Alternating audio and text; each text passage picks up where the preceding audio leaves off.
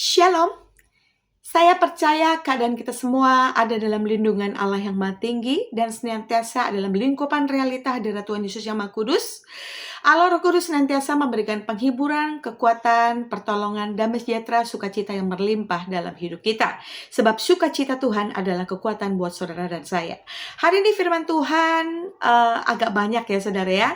Tapi satu hal Tuhan ingatkan kita semua, dan dalam beberapa hari ini agak keras juga Tuhan bicara, yaitu tentang kembali pada kasih yang mula-mula. Dalam kitab Wahyu 2 ayat 4 dan 5 dikatakan, ini pernyataan Tuhan kepada jemaat di Efesus. Aku melihat engkau sudah setia, tapi satu hal, Tuhan bilang apa? Tapi aku mencela engkau karena engkau kehilangan kasih yang mula-mula. Dan lihatlah betapa dalamnya kamu sudah jatuh. Ternyata di mata Tuhan, apa yang menjadi barometer di hadapan Tuhan? Bukan kita pelayanan sana-sini, saudara. Bukan harta emas perak, benda-benda materi yang berlimpah, yang menjadi barometer kehidupan kerohanian seseorang di hadapan Tuhan, bukan. Tapi kasih yang mula-mula. Kita bisa punya segala-galanya. Kita bisa punya materi yang berlimpah. Kita bisa punya kedudukan yang hebat. Bahkan kita bisa punya pelayanan gereja yang besar, menginjil keliling dunia. But who knows? Amsal 4 ayat 23. Allah menguji hati saudara dan saya. Kenyataannya, cepat kita periksa hati, introspeksi diri bersama dengan Roh Kudus. Apakah benar? Pagi ini, saudara dan saya sedang kehilangan kasih yang mula-mula. Kenapa? Karena Tuhan bilang, ketika saudara dan saya kehilangan kasih yang mula-mula, itu artinya lihatlah dalam kitab Wahyu pasal 2 ayat yang kelima, betapa dalamnya kamu sudah jatuh.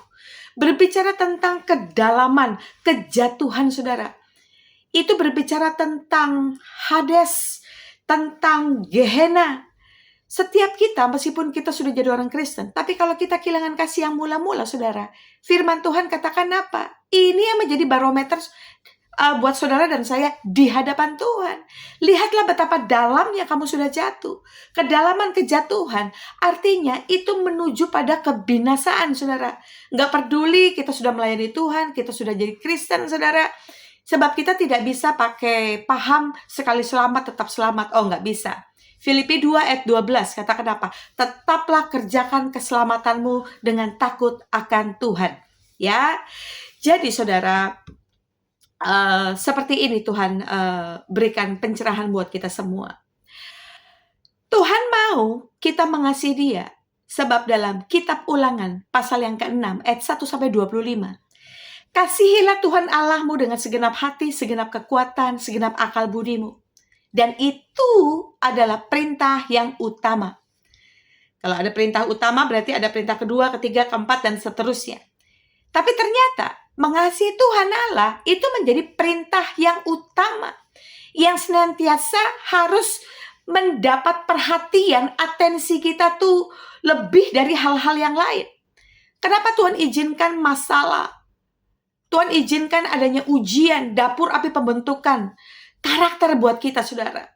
Ya, satu hal yang Tuhan ingatkan buat kita semua, Tuhan hanya sedang memutuskan rantai-rantai yang masih membelenggu kaki dan tangan saudara dan saya, yang masih terhubung dengan daya tarik dunia. Sebab saat tinggal Anda sudah dekat, saudara. Dalam 1 Tesalonika pasal yang keempat ayat 16-17, kita sedang menanti-nantikan saat pengangkatan, saat rapture itu. Dikatakan apa dalam Tesalonika itu, saudara? Sebab ketika tanda penghulu malaikat diberikan, maka Tuhan sendiri turun dari sorga mulia, ditiup suara nafiri Allah yang terakhir, maka orang yang mati lebih dulu dalam Tuhan, mereka akan menyongsong, itu kloter pertama. Mereka akan menyongsong Tuhan lebih dulu di awan-awan yang permai. Lalu sekali-sekali kita yang masih hidup di dunia, kita tidak bisa mendahului mereka, tapi kita yang hidup benar-benar menjaga kekudusan, kita yang sudah diselamatkan, kita orang percaya, kita hidup takut akan Tuhan, kita mengasihi Tuhan, barulah kita kloter kedua, menyongsong Tuhan, mengikuti mereka yang sudah mati lebih dulu di dalam Tuhan, barulah kita menyongsong Tuhan di awan-awan yang permai. Kita pulang ke surga, kita pulang ke rumah Bapa. Lalu kita ngapain, saudara? Kita ngapain? Kitab Wahyu pasal 19 ayat 6-10 di situ dicatat peristiwa pesta perkawinan anak domba Allah. Jadi ternyata ketika saudara dan saya pulang ke sorga, kita masuk dalam pesta perkawinan anak domba Allah. Tapi bukan secara biologis. Karena di sorga Tuhan Yesus katakan tidak ada kawin dan mengawinkan, itu enggak ada saudara. Artinya dikawinkan, kita dipersatukan. Kristus yang menjadi sulung di antara kita semua. Kita menjadi saudara-saudaranya Tuhan Yesus seperti itu. Makanya kita dikatakan janji firman Tuhan, barang siapa percaya dengan hati percaya, dengan mulut mengaku, orang itu diselamatkan. Barang siapa menerima Kristus, mereka diberi kuasa untuk menjadi anak-anak Allah. Itu maksudnya saudara. Kita akan hidup bersatu dengan Tuhan Yesus. Lalu setelah itu kita turun kembali ke dunia. Kita memerintah bersama dengan Kristus dalam 1000 tahun pemerintahan bersama dengan Kristus di langit dan bumi yang baru. Saudara, bicara soal pernikahan. Saya ada menjumpai satu pasang ya. Nah, mereka ini mau menikah. Pria dan wanita ini mau menikah. Tapi si wanita mendapati calon suaminya itu kerjanya kalau mereka ketemu atau mereka visi atau video call ya, selalu yang diceritakan tuh mantan-mantan kekasihnya ya. Pokoknya yang dia ceritakan tuh, maaf cakap saudara, bagaimana si pria ini melakukan hubungan intim dengan mantan-mantannya.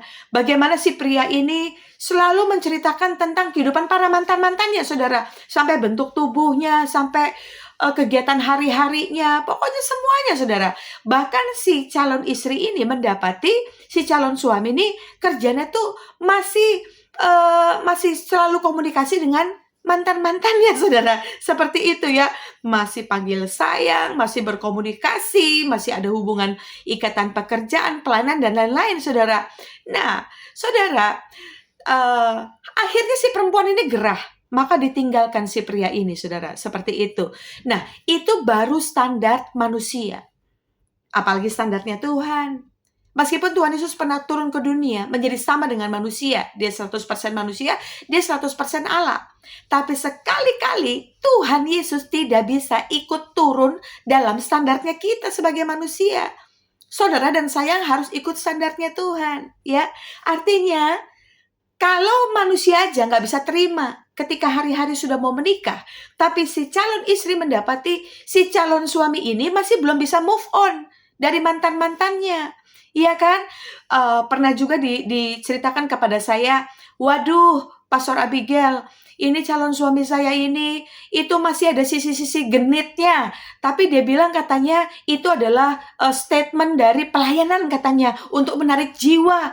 Loh, saya bilang, kasih itu tidak melakukan yang tidak sopan. Saya tidak percaya loh cara kerja Roh Kudus itu caranya tidak sopan seperti itu. Dengan membujuk-bujuk perempuan-perempuan, genit-genit, saudara. Ya, waduh, udahlah pokoknya gombal-gombal seperti itu. Ya, saya juga melihat itu, saya juga nggak sepakat gitu seperti itu. Jadi akhirnya sekarang ya, si perempuan ini ya sudah memisahkan diri dari si pria, kan begitu saudara ya. Nah, jangan sampai nafiri Allah terakhir keburu ditiup. Allah mendapati saudara dan saya tidak sedang mengasihi dia. Apa yang menjadi satu barometer saudara dan saya? Kita masih mengasihi Tuhan atau enggak? Simple. Kita semua pernah jatuh cinta ya. Pernah fall in love. Pernah first love, cinta pertama ya. Nah, biasanya nih, kalau kita masa-masa kita kuliah dulu, masa-masa SMA, kita begitu bangun pagi, waktu kita lagi jatuh cinta nih ya. Nah, begitu kita buka mata bangun pagi, ayo jujur, yang kita ingat pertama siapa? Apa om kita, kakek, nenek kita, pelajaran di sekolah? Enggak yuk, pasti si dia, saudara ya. Nah, kita harus introspeksi diri. Hari ini, juga saya tentunya saudara. Saat kita bangun pagi, hal apa yang pertama yang di hati dan pikiran kita yang paling penting? Itulah yang menjadi first love kita. Saat kita bangun pagi, siapa yang pertama ada di hati dan pikiran kita? Apakah uang kita, harta kita, pekerjaan kita, popularitas kita, atau kita buka gadget kita lihat, waduh, ini subscriberku udah ada berapa ya? Viewerku nih udah ada berapa? Followerku nih udah ada berapa? Lihat, udah ada uang yang masuk belum? Langsung buka M-Banking. Nah, hati-hati saudara. Tapi biarlah kita introspeksi lewat kebenaran firman Tuhan hari ini. Saat kita bangun pagi, itulah yang paling jujur. Itulah yang paling murni. Hal apa atau siapa yang ada dalam pikiran dan hati kita? Apakah materi dunia? Apakah orang lain? Apakah Tuhan? Ingat, penyembahan berhala tidak selalu kita bikin patung, kita nyembah-nyembah setan ke makam kuno. Enggak.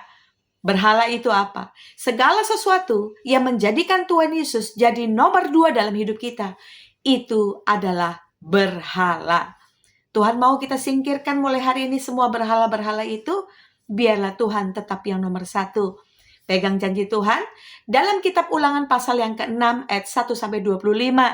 Kasihilah Tuhan Allahmu dengan segenap hati, itu yang menjadi perintah yang utama. Supaya baik keadaanmu, supaya lanjut umurmu, supaya engkau diberkati berlimpah di negeri yang aku janjikan. Engkau akan menduduki kota-kota yang tidak pernah kau bangun. Engkau akan memasuki rumah-rumah yang tidak pernah kau hiasi. Wah, tapi kita mengasihi Tuhan bukan karena kita pengen jadi orang kaya. Kita ke gereja, kita rajin berdoa. Bukan, saudara. Tuhan gak mau kita menjadi anak-anak Tuhan yang materialistis. Tapi tetap, Amsal 4 ayat 23. Tuhan gak bisa dipermainkan. Dia Allah yang menguji hati setiap kita. Kasihi Tuhan Allah saja, saudara. Dekat kita dengan sumber kehidupan itu, saudara. Ya, kita jangan dekat dengan artinya ngambil hati, cari perhatian sama saluran berkat, saudara, sama manusia. Jangan, saudara, nanti Tuhan cemburu. Bersyukur dan berbahagialah ketika Roh Kudus mendapati kita pagi ini. Saudara dan saya terbilang orang-orang yang dekat dengan sumber kehidupan, sumber berkat itu, saudara. Ya, kalau saluran bisa macet, bisa putus, saudara, ya. Tapi kalau sumber, sekali-kali tidak. Yang penting, mari kita introspeksi diri. Apakah kita sungguh-sungguh mengasihi Tuhan? Banyak hamba-hamba Tuhan jatuh dalam dosa. Banyak pendeta-pendeta, mereka sudah tidak mau melayani Tuhan. Saya tanya Tuhan, Bapak kenapa ini? Masa penuaian jiwa besar-besaran. Engkau suruh kami minta pekerja kepada si empunya penuai, kepada si empunya tuaian, yaitu engkau sendiri. Tapi kenyataannya banyak pendeta-pendeta jatuh dalam dosa.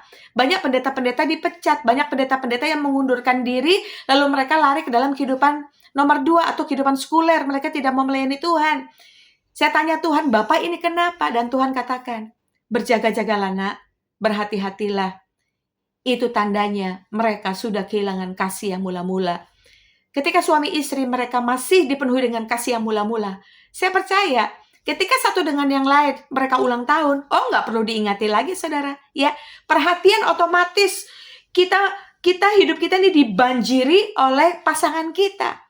Karena kasih yang mula-mula senantiasa masih menguasai kehidupan pernikahan tersebut. Amin, saudara. Mari mulai hari ini kita keluar dari lubang kebinasaan itu, saudara. Kita keluar karena dalam kitab Wahyu 2 ayat 4 dan 5 tadi, saudara, lihatlah betapa dalamnya kamu sudah jatuh. Firman Tuhan tidak bisa di-delete, tidak bisa dibatalkan, tidak bisa disangkal. Hari ini introspeksi diri, rendahkan hati kita. Kalau memang ternyata kita menjadi golongan orang yang kehilangan kasih yang mula-mula, mari kita rendahkan hati. Minta pertolongan Tuhan Yesus untuk mengeluarkan kita kembali dari lubang itu. Dan biarlah hati kita tetap terus menyala-nyala. Lakukan segala sesuatu karena kita mencintai Tuhan. Berharap konten video ini menjadi berkat buat saudara dan juga buat kita semua. Saudara, tidak perlu ada yang kita pertahankan di dunia ini. Sebab kita di dunia ini cuma transit. Saya selalu diingatkan.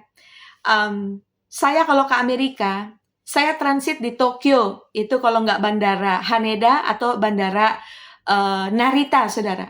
Ya. Nah, saya transit di Tokyo, lalu saya baru terbang ke Los Angeles. Itu kalau saya pulang ke Amerika. Nah, saudara, ketika saya transit di Tokyo, apakah layak kalau saya tuh di Tokyo tuh saya beli kulkas, beli lemari, beli mobil, dan lain-lain, saudara? Tentu enggak ya, karena saya cuma transit. Kalau saya mau beli, mau merabot yang lain-lain, ya mending di Amerika, karena itu tujuan akhir. Artinya apa, saudara? Yuk, kita di dunia cuma transit, saudara. Fokus saja kita mengasihi Tuhan. Biarlah kita terbilang menjadi orang-orang yang mengumpulkan harta di sorga, di mana rayap dan ngengak tidak mampu melahap. Indonesia for Christ, Indonesia for all nations. Salam Revivalist. God bless. I love you all.